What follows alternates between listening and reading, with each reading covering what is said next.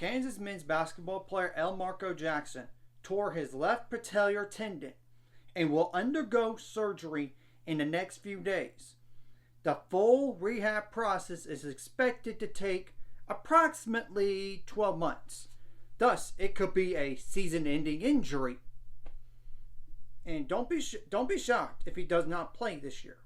He would be like a true sophomore this year, by the way, at 6'3", 195 pounds at guard. So basically, he could potentially be a redshirt sophomore in a year from now. He did start 17 games out of 34 last year. And in addition, he averaged 18.7 minutes per game in every game he played. So you got to keep those numbers in mind. He did average 4.3 points per game, 1.4 rebounds per game, 1.7 assists per game, 0.1 blocks per game, 0.8 steals per game, 1.5 turnovers per game, and 2.1 fouls per game. He did shoot 40.6% from the field on 128 attempts, 26.7% on threes on 45 attempts, so he's got to improve that, I would dare to say. 76.9% from the free throw line on 39 attempts. I do know that Kansas did bring in, of course, transfers, and 3 of those are guards like Zeke Mayo, Noah Shelby, and AJ Storr.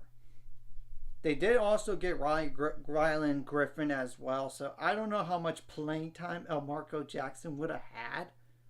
And it's not even including bringing in a shooting guard next year in Rakees Passmore, Rakeease, and I apologize if I butchered that. So, and they do have a center coming in as well, and we all know that they did lose a player to the transfer portal that was previously at Texas, and Antonio Morris, but he never played because of his off the court issue situation.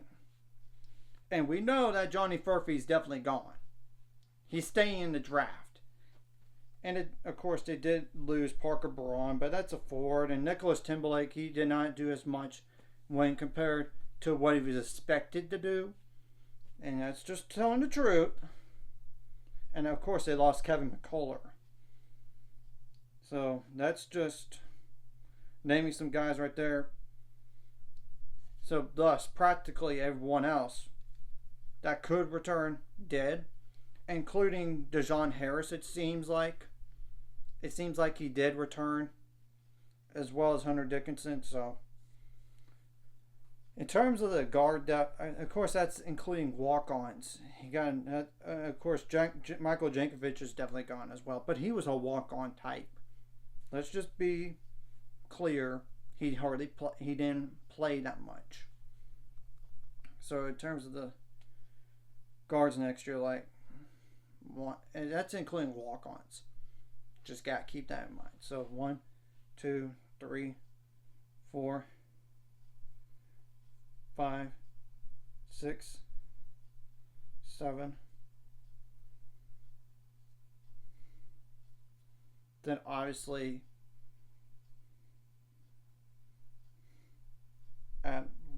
that's 8, 9, 10 guys, and of course it doesn't necessarily include. Actually, I'm going to start that over again on the number of guards, and I apologize for that. I'm just including the walk-ons. Just include them, though I don't think that's likely they're going to play. So 1, 2, 3, 4, 5, 6, 7, 8. Yeah, 8 guards, because I'm not including Nicholas Timberlake and Kevin McCullough anyway, and Johnny Furphy. So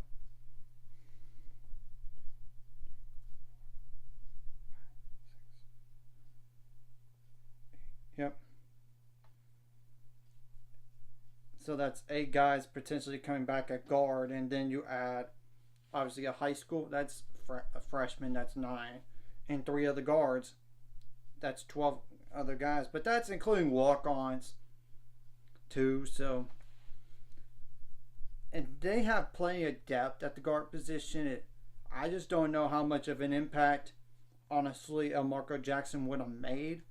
But to have somebody with some experience would have helped, I would think. But then again, they did add Noah Shelby from Rice at guard. Rylan Griffin, I know he's a small forward, but he could play guard possibly as well. AJ Storr and Zeke Mayo. So they had enough depth in all this. So we're going to wait and see how this roster gels together, because they still are a talented team. Let's not kid ourselves about that. If it would have been like a major injury, like a DeJohn Harris or Hunter Dickinson, that would have been totally different. And we know the Big 12 is going to be really strong in basketball next year. So, anyways, if you like this content, hit the like and subscribe. And I'll see you guys later on the road to 700 subscribers. Of course, ultimate goal is 1,000 or more. Somebody might out this course, like a video, comment video, really helps YouTube algorithm so more people can see it. Sharing the video does help as well, so more people could watch. And if you're watching and not subscribe, hit subscribe button, free the notification bell as well. And it might have impacted him in terms of like quality depth a little bit, but I wouldn't say he would have been a for sure starter going to next year. I wouldn't say that about Elmarko Jackson, but you never know.